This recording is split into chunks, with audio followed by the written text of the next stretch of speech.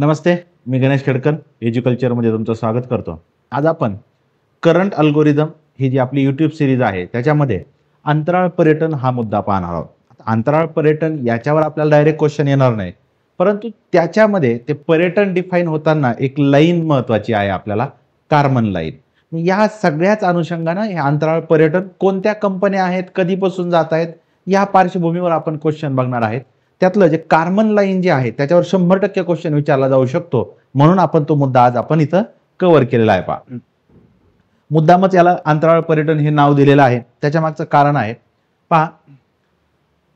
आता recently April 2025 मध्ये जी Amazon ही company आहे त्याचं ब्ल्यू ओरिजिन नावाची एक स्पेस कंपनी आहे, ठीक आहे। ही स्पेस कंपनी 2000 ला स्थापन झालेली आहे। अंतराळ पर्यटन करण्यासाठीची ही कंपनी आपल्याला पाहता येते। या कंपनीनं आपली पहिली अंतराळ मोहीम जी आहे ते 2021 मध्ये पूर्ण केलेली होती। त्याच्यासाठी न्यू शेफर्ड जे आहे ते यान वापरलेलं आहे। त्यांचे आणखीन एक यान आहे न्यू ग्लेन, हे दोन यान ते वापरतात। आता हे सगळं चर्चेत काय आहे तर एप्रिल 2025 मध्ये न्यू शेफर्ड 31 या स्पेस मिशनद्वारे 6 महिला पहिल्यांदाच अंतराळात गेलेल्या आहेत। म्हणजे एका वेळी 6 ची 6 व्यक्ती महिला आहेत। या बघा, या 6 महिला आहेत, त्यातली अमेरिकेतली अतिशय पॉप्युलर अशी गायिका केटी पेरी ही पण आहे, आणि काही सामाजिक क्षेत्रातल्या पण महिला आपल्याला पाहता येतात। याच्यापूर्वी 1963 ला फक्त महिला अंतराळात गेलेल्या आहेत। म्हणजे 60 वर्षांनंतर संपूर्ण महिलांची टीम अंतराळात गेलेली आहे। त्यामुळे ही सतत एकदम चर्चेतली न्यूज होती। मग त्या पार्श्वभूमीवर आपण हे पाहत आहोत। यांचे नाव विचारले जातील का, शक्यता कमी आहे, पण केटी पेरीचं नाव लक्षात ठेवा। या ज्या महिला आहेत त्या समुद्र सपाटीपासून 100 किलोमीटर पेक्षा अधिक उंचीवर जवळपास 11 मिनिटं त्या राहिलेल्या पाहता येतात। मग या पार्श्वभूमीवर या महिला ज्या अंतराळात गेलेल्या आहेत, या पार्श्वभूमीवर आज आपण आपल्या आजच्या घडामोडीकडे पाहणार आहोत। आता त्यातला आपल्याला सगळ्यात महत्त्वाचा आहे कार्बन रेषा। आपल्याला प्रश्न कशावर विचारला जाऊ शकतो तर कार्बन रेषा काय आहे, ही कार्बन रेषा आणि का महत्त्वाची आहे पहा। पृथ्वी आणि अंतराळ यांच्यातील एक काल्पनिक सीमारेषा आहे, लक्षात ठेवा। पृथ्वी आणि अंतराळ याच्यातली एक काल्पनिक सीमारेषा आहे। मग याची गरज का पडली तर जे काही नियामक किंवा रेग्युलेटरी फ्रेमवर्क असावं, की अंतराळ जाणारे जे काही सॅटेलाइट असतात त्यांच्या बाबतीत, आणि किंवा जे काही शस्त्रास्त्र असतात त्यांच्या बाबतीत आपल्याला पाहता येतं, आणि हे कायदेशीर रेषा मानली जाते। आता हे कसं आहे याच्याविषयी मी तुम्हाला सांगतोच।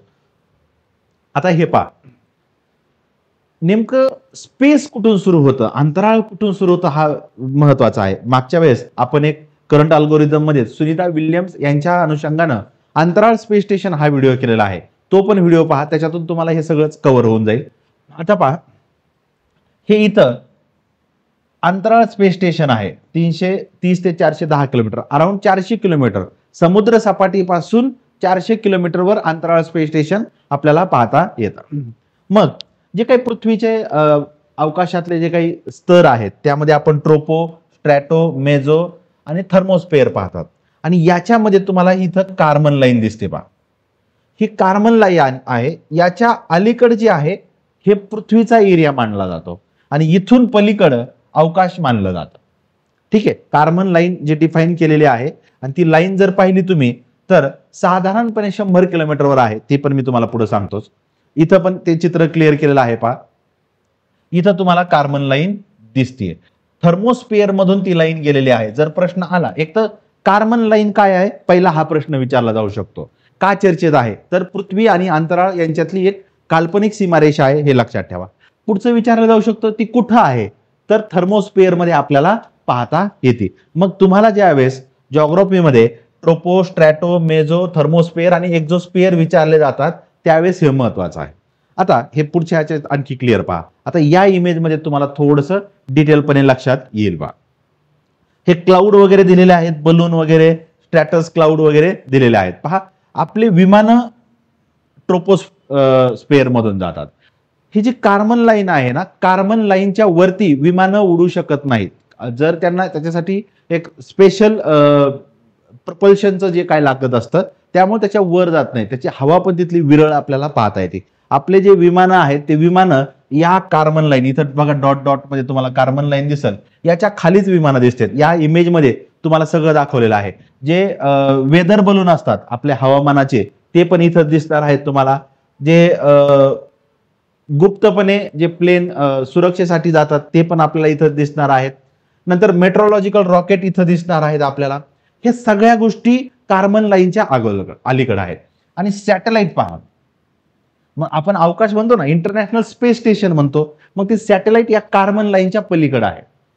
ठीक आहे, हे लक्षात ठेवा. स्पेसशिप कार्बन लाईनच्या पलीकडे आपल्याला पाहता येतात. जे अरोरा आहेत, नॉर्दर्न लाईट्स म्हणतो आपल्याला, त्या सुद्धा आपल्याला कार्बन लाईनच्या पलीकडे दिसतात. जे स्टारलिंक आहे, स्टारलिंक प्रोजेक्ट सध्या इलॉन मस्क यांचा खूप गाजतोय, भारतात सुद्धा तो येणार आहे, पण ते सुद्धा कार्बन लाईनच्या पलीकडे आहे.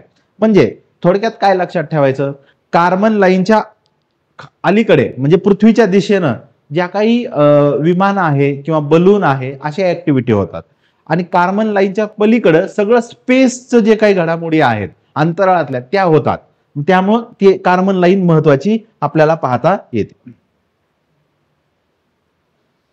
आता हे पहा, ते एक पुस्तक होतं, हे पुस्तक पण विचारलं जाऊ शकतं. ॲन ग्रॅहम आणि फ्रेडरिक डोब्रुस्किस यांनी एक पुस्तक लिहिलेलं होतं, एअर ट्रान्सपोर्ट अ टुरिझम पर्स्पेक्टिव्ह. याच्यामध्ये पहिल्यांदा अंतराळ पर्यटन ही कल्पना अधिक विस्तृतपणे सांगितलेली आहे. या पुस्तकाचं नाव सुद्धा आपल्याला महत्वाचं आहे. त्यामध्ये आपल्याला अंतराळ पर्यटनाचे दोन प्रकार पाहता येतात. एक सब ऑर्बिटल म्हणजे उपकक्षीय, जे कार्बन लाईनच्या अलीकडे म्हणजे पृथ्वीच्या दिशेने असतं, आणि जे कक्षीय जे ऑर्बिटल आहे कार्बन लाईनच्या पलीकडे असतं, जे जवळपास 1.3 दशलक्ष फूट उंचीवर आपल्याला पाहता येतं. आता हे अंतराळ पर्यटन जे आहे, त्या अंतराळ पर्यटनासाठी 3 प्रायव्हेट कंपन्या काम करतात. व्हर्जिन गॅलेक्टिक ही एकच कंपनी आहे. नंतर ब्ल्यू ओरिजिन जे आता 6 महिला गेलेल्या आहेत, आणि स्पेस एक्स इलॉन मस्क यांची.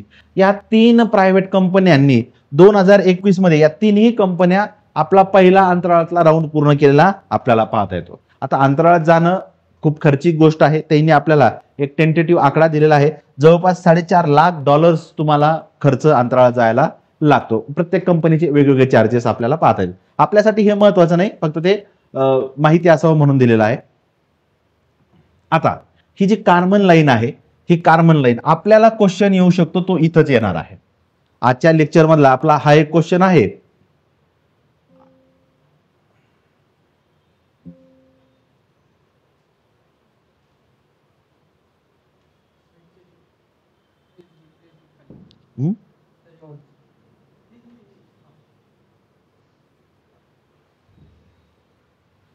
ही कार्बन लाईन याच्यावर आपल्याला क्वेश्चन येणार आहे आजच्या मध्ये. ही कार्बन लाईन समुद्र सपाटीपासून 100 किलोमीटर किंवा 62 मैलावर आपल्याला पाहता येते.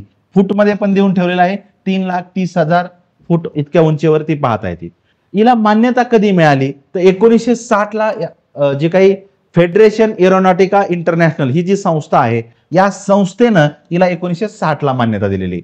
ही जी कार्बन लाईन आहे ही सर्व देशांनी स्वीकारलेली नाही, बहुतेक देशांनी स्वीकारलेली आपल्याला पाहता येते. हिच्याबाबत एकमत नाही, हे पण इथं लक्षात ठेवा. ही जी संस्था आहे ही 14 ऑक्टोबर 1905 ला स्थापन झालेली आहे. तिचं हेडक्वार्टर स्वित्झर्लंड मध्ये आहे. ही संस्था काय करते, ज्या अंतराळातल्या घडामोडी आहेत, जे स्पेस यान वगैरे जातात त्याच्यावर नियंत्रण ठेवणं किंवा त्याचं ऑब्झर्वेशन करणं, जे बलून असतात किंवा UAV अनमॅन एरियल व्हेकल जे असतात, ज्याला आपण ड्रोन पण म्हणतो, किंवा अवकाशयान, यांच्या बाबतीतलं नियंत्रण ठेवणं किंवा माहिती ठेवणं, त्याच्यासाठी ही संस्था काम करते. फारच डिटेलमध्ये गेलं तर या संस्थेवरची माहिती आपल्याला विचारली जाऊ शकते. पहिला प्रश्न कार्बन लाईन काय आहे हा विचारला जाईल, हे लक्षात ठेवा. आता ही कार्बन लाईन आहे, तिचं नाव जे आहे थिओडोर वॉन कार्बन या नावाचे एक शास्त्रज्ञ आहेत, त्यांच्यावरून हे नाव दिलेलं आहे. हे यांचा 1881 ते 1963 दरम्यानचं जीवनकाळ पाहता येतो. हंगेरी मधला जन्म आहे, अमेरिकेत राहिलेले आहेत. एरोस्पेस इंजिनिअरिंग संदर्भातला आहेत. यांनी विमानं किती उंचीपर्यंत जाऊ शकतात याचं एक मॅथमॅटिकल कॅल्क्युलेशन केलेलं आपल्याला पाहता येतं. आणि एअरक्राफ्ट बाबतीत त्यांना पायोनियर म्हटलं जातं. आणि यांच्या नावानं ती कार्बन लाईन दिलेली आहे. त्यांनी तो शोध लावलेला आहे की अंतराळ आणि पृथ्वी याच्यामधलं एक काल्पनिक रेषा असावी, त्यामुळे हे नाव महत्वाचं आहे. त्यांची पण वैयक्तिक माहिती दिलेली आहे. फार डिटेलमध्ये गेलं तर ते विचारलं जाईल. या कार्बन लाईनच्या वरती नॉर्थला विमानं जात नाहीत, कारण तिथली हवा विरळ असती आणि त्याच्यासाठी विमानाला वेगळी मशिनरी पण लागते जी स्पेसला आहे. ठीक आहे, आता हा प्रश्न महत्वाचा आहे. आता आपण ऍस्ट्रॉनॉट हा शब्द ऐकतो, पण कुणाला ऍस्ट्रॉनॉट म्हणायचं? जो कोणी व्यक्ती ही कार्बन लाईन क्रॉस करतो त्यालाच ऍस्ट्रॉनॉट म्हटलं जातं, हे लक्षात ठेवा. ऍस्ट्रॉनॉट कुणाला म्हणायचं? अंतराळवीर कुणाला म्हणायचं? जो कार्बन लाईनच्या नॉर्थला जातो, उत्तरेकडे जातो, त्याला आपल्याला म्हणजे अंतराळात जातो, त्याला आपण अंतराळवीर असं म्हणतो. आता ही मी तुम्हाला सांगितलं, ही कार्बन लाईन जी आहे ती सगळ्या देशांनी स्वीकारलेली नाही. नासा जी आहे, नासा संस्था, नासा म्हणतंय की 80 किलोमीटर किंवा 50 मैल ही आमची लाईन आहे. म्हणजे नासाच्या दृष्टीनं पृथ्वी आणि अंतराळ याच्यातली काल्पनिक रेषा 80 किलोमीटर किंवा 50 मैलावर आहे. पण ही जी काही कार्बन लाईन आहे ती बहुतेक देशांनी स्वीकारलेली आहे, नासा सारख्या संस्थांनी मात्र स्वीकारलेली नाही. हे अधिक माहितीसाठी लक्षात ठेवा. आता दुसरा एक महत्वाचा मुद्दा आहे ज्याच्यावर आपल्याला क्वेश्चन विचारला जाऊ शकतो. इथं इयर लिहायचं राहिलंय. 10 ऑक्टोबर 1967 ला एक आउटर स्पेस ट्रीटी तयार करण्यात आलेली आहे. म्हणजे जे कोणी लोक अवकाशात जातात, मग ते अवकाशात जाताना त्याच्यावर नियंत्रण असलं पाहिजे, याच्यासाठी हा एक करार केलेला आपल्याला पाहता येतो. ही जी आउटर स्पेस ट्रीटी आहे, अमेरिका आणि रशियामधलं जे शीतयुद्ध आहे याच्यातून जे बाहेर पडलेलं प्रोडक्ट आहे ते आउटर स्पेस ट्रीटी आपल्याला पाहता येते. काय आहे याच्यावर पण आपल्याला क्वेश्चन विचारला जाऊ शकतो. लष्करी कारवाई करायची नाही, अंतराळात जे आहेत त्याच्यावर लष्करी कारवाई करायची नाही, अंतराळामध्ये विनाशकारी शस्त्र घेऊन जायचे नाही. ठीक आहे, लक्षात ठेवा. जे अंतराळ आहे ते भेदभाव रहितपणे सर्वांनी वापरायचंय. कशासाठी वापरायचंय? शांततापूर्ण वैज्ञानिक संशोधन करण्यासाठी त्याचा वापर करायचा आणि मानव जातीचं कल्याण कसं होईल ते पाहायचंय. या करारानुसार अंतराळामध्ये प्रत्येक देशाला मुक्तपणे प्रवेश आहे असं म्हणू शकत नाहीत. अमेरिका म्हणू शकत नाही आम्ही पहिल्यांदा गेलोय मग आता आमचाच हक्क आहे. जर उद्या कोणी मंगळावर गेलं अमेरिकेचा शास्त्रज्ञ तर तो म्हणाल की मंगळ आमचा ग्रह आहे, असं चालत नाही. त्याच्यासाठीची ही ट्रीटी केलेली आहे, म्हणून ही ट्रीटी महत्वाची आहे. लक्षात ठेवा, आउटर स्पेस ट्रीटी जी आहे, ही जी ट्रीटी आहे यामध्ये 115 देश सहभागी आहेत ज्यांनी सही केलेली आहे, त्यात आपला भारत देश पण आहे. ही ट्रीटी बंधनकारक आहे. कुणालाही अंतराळाचं शोषण करता येत नाही किंवा तिथं मनमानीपणे कारभार करता येत नाही. ही जी ट्रीटी आहे सर्व शासकीय म्हणजे देश, आता भारताच्या बाबतीत आपली इस्रो संस्था ही शासकीय आहे, पण एखादी खाजगी संस्था जर काम करत असेल तर त्या खाजगी संस्थेवर त्या देशाने नियंत्रण ठेवायचंय. ही संस्था नियंत्रण ठेवत नाही. आता नासाच्या बाबतीत, आता अमेरिकेच्या बाबतीत म्हटलं, नासा ही त्यांची गव्हर्नमेंटची संस्था आहे, पण ब्ल्यू ओरिजिन, स्पेसएक्स ह्या प्रायव्हेट कंपन्या आहेत. यांच्यावर नियंत्रण कोण ठेवणार? तर नासा नियंत्रण ठेवणार, हे लक्षात ठेवा. आणि याच ट्रीटीमध्ये जे कोणी ऍस्ट्रॉनॉट, आपण ज्यांना अंतराळात जातो त्यांना ऍस्ट्रॉनॉट म्हणतो, त्यांना मानव जातीचे दूत, एनवी ऑफ मॅनकाइंड म्हटलेलं आपल्याला पाहता येत आहे. म्हणजे आजच्या लेक्चर मधून आपल्याला 3 गोष्टीवर प्रश्न विचारले जाऊ शकतात. पहिली गोष्ट, कार्बन लाईन काय आहे, हा एक सगळ्यात जास्त एक्सपेक्टेड क्वेश्चन आहे.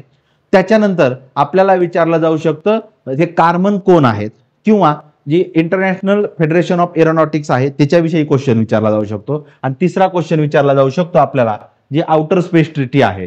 ह्या 3 याच्यावर आपल्याला क्वेश्चन येण्याची खूप जास्त शक्यता आहे, म्हणून आज आपण हे लेक्चर कव्हर केलेलं आहे. आपली पॉलिटीची राज्यसेवा पूर्व परीक्षेची अल्गोरिदम बॅच आहे. त्या बॅच मध्ये 2013 ते 2024 मधले राज्यसेवा पूर्व परीक्षेचे 12 पेपर आणि 12 पेपर मधले 163 क्वेश्चन अतिशय डिटेलपणे डिस्कस केलेले आहेत. त्यामध्ये कन्सेप्ट पण क्लिअर केलेले आहेत.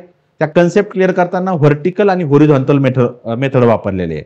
म्हणजे ज्याच्यावर वारंवार क्वेश्चन विचारले जातात ते डिटेल घेतलेले आहेत, आणि ज्याच्यावर अधूनमधून क्वेश्चन विचारले जातात ते बेसिक त्यातलं कव्हर केलेलं आहे. कुठल्या टॉपिकवर क्वेश्चन विचारला जाऊ शकतो ते सांगितलेलं आहे. निमॉनिक ट्रिक्सचा पण वापर केलेला आहे.